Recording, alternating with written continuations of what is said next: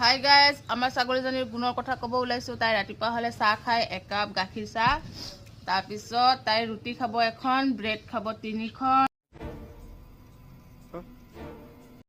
তাৰপিছত অকণমান চাপৰ খাব। খাই কিনে তাই এতিয়া ঘাঁহ খাব নাযায় আৰু তাই এতিয়া, কাৰণ তাই এতিয়া ৰেষ্টৰ টাইম। 3টা বজালৈকে তাই ৰেষ্ট কৰিব এনেকৈ বিচনাত কৰি মেলি তাৰপিছত অকণমান টাইমৰ কাৰণে ওলাই যাব, 1-1.5 ঘণ্টাৰ কাৰণে। তাইৰ এইটো প্ৰথম গুণ। তাই মানে প্ৰথম গুণ আৰু সেইকাৰণে তাইক মই বিক্ৰী কৰিব ওলাইছোঁ। আপোনালোকৰ যদি ভাল কোনোবা মানুহ মানে জীৱ জন্তু পোহা, ছাগলী পোহা, ছাগলী মৰম কৰা এনেকুৱা মানুহ আছে তেতিয়াহ'লে কমেণ্ট বক্সত জনাব।